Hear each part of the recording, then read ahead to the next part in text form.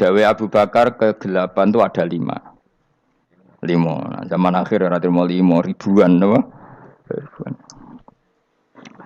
Nomor siji hubud dunya, seneng dunya. Seneng dunya macam-macam, seneng pangkat, seneng apa saja yang tidak mengantarkan ke akhirat. Iku darani napa? Dunya. Atau apa saja yang murahan, iku darani dunya. Kalau terangno definisi dunya, dunya kata dana ya dunu-dunuan. Yang barang sing hina, iku jenenge napa? Dunya. Utawa barang sing dekat, iku jenenge dunya.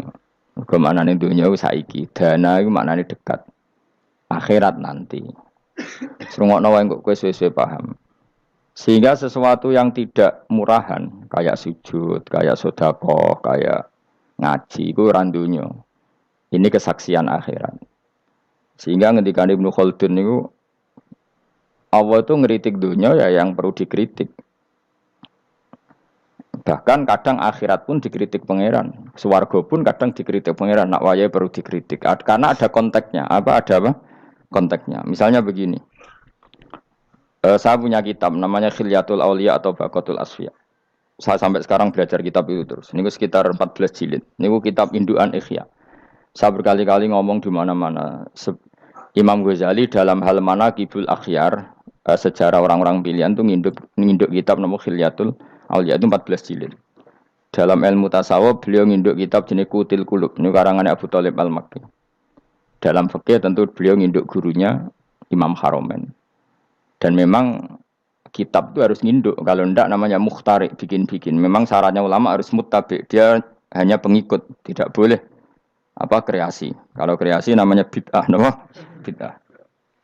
Kalau terang, di situ ada cerita ada seorang sufi bodoh ngeritik dunia entek ngamak. Dunia wis ora ono benere, dunia ku nggon batang, pokoke dunia ku jifah batang. Sing berebut batang ya siap-siap rebutan mbek asu, pokoke ngomong wis tok ndi-ndi. Sayyidina Umar itu agak tersinggung dengan makalahnya orang sufi yang bodoh ini. Ya rata-rata orang sufi memang bodoh. Kecuali gelem ngaji fikih. Setelah ngomong ngalor ngidul dunia ku swelek terus dekne biasa lah wong sufi terus milih dhewean terus orang lakoni popo, ngerti-ngerti lesu, kok mangan wae lesu. Orang sufi kan gitu. Singkat cerita terus Umar agak marah tapi beliau masih bisa mengendalikan diri terus kata beliau, "Sal sayyidah." Sal hada sayyid. Kamu tanya hada sayyid. Maksudnya sayyid dalam bahasa dulu itu ya orang terhormat.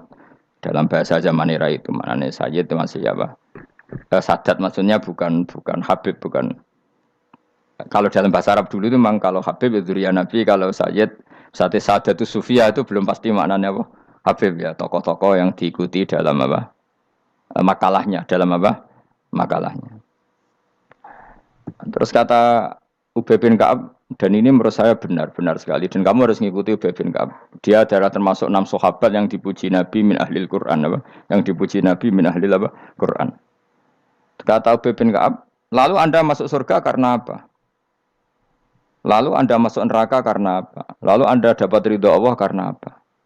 Kamu itu bisa masuk surga lihadidar karena kenangan di rumah ini, maksudnya karena dunia ini. Karena sujud kamu, karena kebaikan kamu, itu di mana? Allah mereferensi amal kamu ya di dunia ini. Kamu masuk surga karena sujud kamu di dunia ini, nanti masuk neraka karena keangkuhan kamu di dunia ini. Fahadi dunya mi'yar, dunia ini adalah takaran. Semua referensi Tuhan tentang akhirat itu merujuk kelakuan kita apa? Di dunia. Sehingga kalau kamu masuk surga selamanya lama, itu ya karena kebaikan kamu di dunia. Maka jangan kritik dunia ini. Karena dunia itu mahalu sujudika, mahalu ruku'ika, mahalu pokoknya dia marah-marah. Sehingga semenjak itu kata Ibnu Khaldun, orang tahu dunia yang dikritik adalah dari madatul kalimah dani'ah. Suatu yang murahan. Apa? Yang murahan. Sehingga kalau misalnya orientasinya itu kebesaran li'ilai kalimatillah, maka itu tidak termasuk dunia. Dan yang suasananya akhirat tapi motifnya adalah kasal, kemalasan, itu yang benar-benar dunia. Makanya Imam Syafi'i sering kritik tasawuf itu sampai ussisati tasawuf alal kasal. Ilmu tasawuf itu basisnya itu karena pemalas. Karena tadi, misalnya begini, ini contoh paling gampang. Zaid itu di daerah pinggiran di mana Islam itu minoritas. Terus dia ingin kaya raya supaya bisa bikin masjid atau bikin komunitas Islam. Atau dia ingin jabat jadi lurah supaya nggak ada pelarangan orang sholat karena dia yang punya otoritas bikin aturan. Atau kalau mungkin skup lebih besar, dia ingin jadi bupati supaya daerah situ familiar dengan Islam karena pejabatnya Muslim. Itu tidak dunia karena semua orientasinya untuk mengawal sujud, mengawal kebenaran. Tapi kalau kamu di daerah pinggiran, kemudian milih DWA, SKB kersane pangeran, CD kersane pangeran, terus kamu meninggalkan aktivitas dakwah, itu yang dunia, karena motivasi kamu adalah al-kasal, males dari mewarnai buminya Allah ini dengan sujud. Ini yang banyak orang sufi salah paham. Makanya orang sufi harus ngaji fikih. Bendekne roh, dielingno wong alim, wong fikih nak kitmanul ilmi ku haram. Apa kitmanul ilmi haram. Menyimpan ilmu itu haram. Tidak memberi kontribusi dalam proses orang sujud adalah haram. Tidak memberi pencerahan pada umatnya Nabi adalah haram. Menikmati keasikan yang pangeran dewi adalah haram. Dia harus diingatkan gitu terus. Kalau enggak, itu bahaya bagi agama ini. Makanya dulu itu enggak ada orang sufi yang enggak ngaji ulama fikih. Sekarang kebalikan, malah wong sufi darani fikih mau kulit dekne wis tok hakikat, sembrono. Oh tak tobat tenan nak ketemu aku. Itu bahaya, paham seperti itu tuh bahaya. Karena sekarang itu sufi itu jadi identitas kesalehan. Jadi yang rumah kome sufi koyo-koyo sak dhuwure ahli napa? Fikih. Itu bahaya. Karena tadi sufi itu akan ngeritik dunia sepedas-pedasnya. Kemudian ujung-ujungnya meninggalkan dunia, kemudian happy-happy asik pangeran dewean dan membiarkan umatnya Nabi ini berserakan kemana-mana, tidak terlibat sama sekali, tidak memberi kontribusi sama sekali. Cara bahasa gampangannya orang gelem amar ma'ruf, gak gelem nahi mungkar. Tapi bahasa amar ma'ruf nahi mungkar kan saiki dadi gerakan ekstrim. Makanya ora tak bahasa amar tidak peduli, tidak mulang. Mergo saiki bahasa saiki repot terus. Paham ini penting kalau terang. Jadi kalau baleni malih ya. Sing dimaksud dunya ketika dikritik pangeran iku dunya sing sangka kata dani'ah, sesuatu sing murahan, sing enteng, sing nafsu. Iku jenenge napa? Dunya, napa?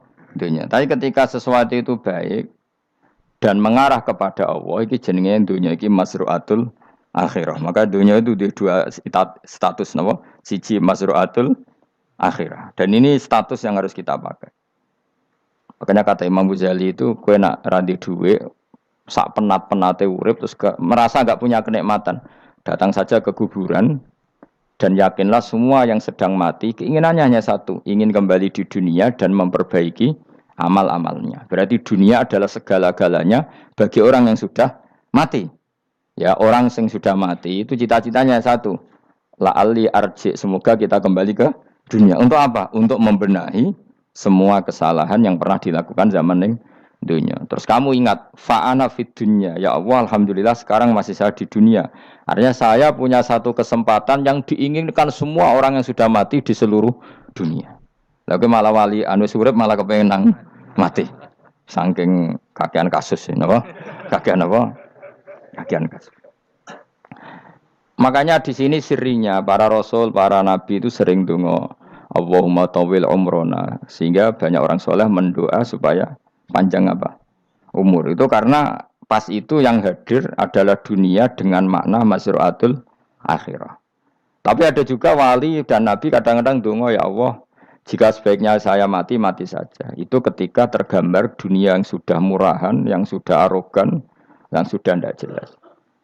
Maka dunia ini punya dua status sekaligus. Jika prospek bagi Anda untuk masru'atul akhirah, maka nikmati senikmat-nikmatnya. Tapi jika bagi Anda ini sudah menjadi ladang maksiat apa-apa, maka jadikan dunia ini tempat tobat. Karena akhirat itu enggak ada apa-apanya dibanding dunia. Jadi akhirat itu hanya mereferensi dunia, apa? Mereferensi dunia. Ini penting kula aturno. Kadang-kadang sufi kemudian goblok ora iso ngaji. Dia nganggep dunia sampai akhirat itu penting akhirat, tapi cara maknaninya salah. Lho kowe nganti ning akhirat mlebu swarga itu karena apa coba? Amal zaman di mana? Di dunia. Berarti penting mana dunia sama akhirat? Penting dunia karena akhirat mau efek, apa? Efek dunia ini yang pokok. Apa dunia ini yang pokok. Kalau Allah kan cara ngendikan tidak seperti itu. Allah cara ngendikan gini loh. Akhirat, maksudnya walal akhiratu khairul lakam minal ula gini. sesuatu yang berorientasi akhirat dan kemudian menjadikan kamu nyaman di akhirat itu khairul laka minal ula, itu lebih baik ketimbang dunia. Ora kok kowe nak ning dunia nak sepemelek ning akhirat apik ora ngarang ngono, nak ning dunia melek ning akhirat luwih parah. Kayak melaratem cek ngene iki kan. Tapi kan cek iso ngopi, cek iso mangan tengkleng. Coba ning akhirat gak iso blas. Dunyel-nyel malaikat ngawur. Gayamu bareng melarat iso ning dunya lara lah nek akhirat penak. Aku yakin ora luwih lara, tak jamin. Ngeraine kan ketara nak.